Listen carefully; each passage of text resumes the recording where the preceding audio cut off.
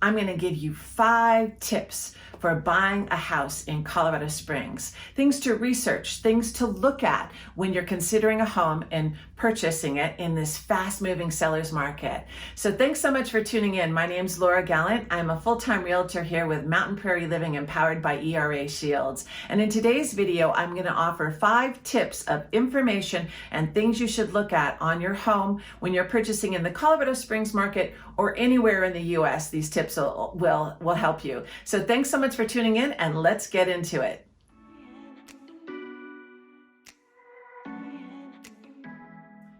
Tip number 1, have your realtor run a permit search. Now, maybe not all counties allow this, but in our county, we can actually run a permit search and we can see what has been permitted on that home.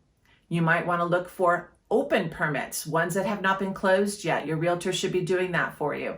So if you're touring the house after you looked at the permits, I always bring the permits or send them to my buyer before we look at the house so that we know what we're looking at. Now, if we go downstairs and we see a fully finished basement, but we see no permits for that furnished basement or finished basement, then we've got a little red flag there. So can we purchase a house with an unpermitted basement? You can, but you might have some challenges with your lending. Now, if you're paying cash for it and you're willing to accept the situation, you can purchase it. But if you have a lender involved, they may have an issue with an unpermitted basement. So there's a variety of reasons why you should look at the permits, though, besides just looking for things that were unpermitted. That you've got unpermitted decks. You might have a new water heater that wasn't permitted, so you want to make sure that it's safe and was installed properly. And you can probably negotiate that in the inspection objection situation. But you also will see, how old is the roof? When was the newest air conditioner put in? When was the newest water heater put in? When was the furnace last put in? Those will give you some ideas of the mechanicals of that home. And are they new? That's a great plus. Is the roof new? That's a great plus. Are they old? Will I have to budget for them? So checking the permits on a home is really important tip when you're purchasing in this fast-moving market. So be sure that your realtor has the ability to pull the permits. If they don't, the inspector should have a way to do that. But take a look at the permits on a home before you make an offer on it. Tip number 2, what are the ages of the variety of appliances and mechanicals of your home? You need to plan appropriately. Now, mind you, in this strong seller's market of today is June 28th. I think it's Monday, June 28th, 2021. We are in a strong seller's market. When you watch this video in the future, maybe it's a little different. But you need to know the age of the appliances because you need to budget for it. Do I need to put some money aside for the furnace that may need to be updated? Do I want to change those appliances because they're just not my style, not my color? And so after the purchase, do I have money on the side to be able to do that? But you need to know how old the mechanicals are in your home so that you can plan appropriately or get excited about it because they're brand new. Maybe it's a brand new updated kitchen and you've got all brand new appliances. Those are exciting things, but you really should know the age of your mechanicals in the home so that you plan appropriately and that you offer your purchase price appropriately. So that's tip number 2. Tip number 3, know the tax rate. When you're looking at a home to consider purchasing, it can be a few $100 difference between the tax rate in different areas, especially in our city of Colorado Springs. They can be as low as a few thousand and they could be as high as $4,000 to $5,000.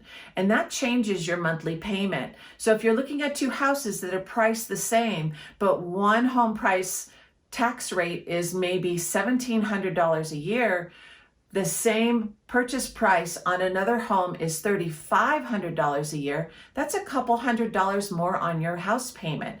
So do take a look at the tax rate. That absolutely will change your purchase price or your monthly payment price.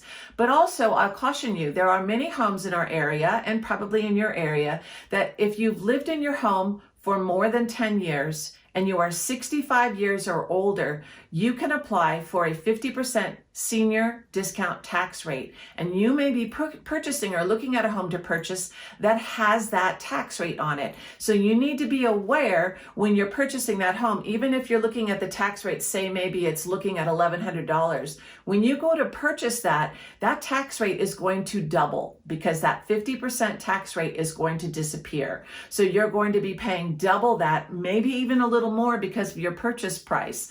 So that under $100 a month payment on the taxes will probably double to a little over $200 a month on your house payment. So be sure to look at the tax rate.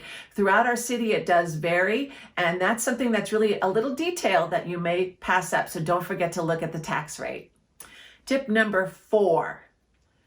If you are purchasing a home that has a homeowners association, or it has a metro district, or it just says CC&R. CC&R stands for covenants, conditions, and restrictions. That means you need to review that information. It's part of the due diligence process in our state of Colorado, but you will obtain that information within the first week or so, and you want to review it because the HOA, as well as the covenants, conditions, and restrictions, will outline what you can and cannot do in and around that community. So it will outline what types of dogs you are allowed to have in your property, how many animals you can have in your property, what you can do as far as parking. Can you park an RV on your lot? Do you have to have it concealed? Can you park a car in your driveway, or does it have to be in your garage?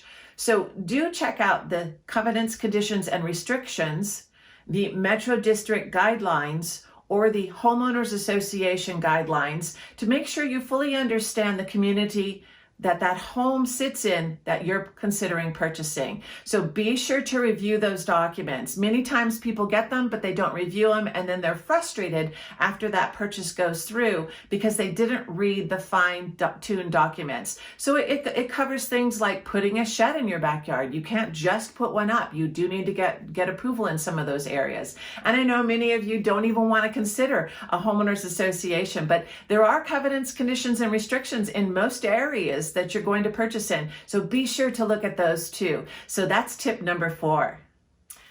Tip number 5 is one that people tend to overlook, but we live in Colorado Springs. We're in the mountains, and you might live in this area too. I know it's all over the US, but you need to look at the geological area that you're considering purchasing in, especially in the mountainside. But in Colorado Springs, we have up to 1971, they enacted the mine subsidence requirement, but we had active mines until 1957 in the city of Colorado Springs. We had a steel mill down in Pueblo. It definitely helped our economy, and many homes were heated by coal. So you need to look at the subsidence potential of certain areas of Colorado Springs. We also have what's called heaving soils. We have such a drastic change in temperatures here. And so the soils, especially the clay soils that we have, they tend to dry up and then expand. So the expanding soils in that can move a foundation and create some structural challenges on that house. Now, there's definitely cracks that happen on houses of settling in that, but you do need to take a look at the geological area that you're considering. So if you're on the west side of Colorado Springs, the Rock Rimmon area and that, and even in the middle of town around the Palmer Park area, there were active mines. And you want to take a look at my video on subsidence insurance or subsidence coverage with regards to old abandoned mines that your home might sit above. But do look at the geological area that you're purchasing in. Take a look at the foundation. So when you're buying in such a fast-moving market, my tip is always look at the geological potentials of that particular property. So that's my final tip, the 5 tips to consider looking at when you're searching for a home in Colorado Springs. If you want to know more information about our market, my contact information is below in the description. Thanks so much for watching this video. If you found value in it, then share it with a friend or subscribe to the channel, and have a wonderful day.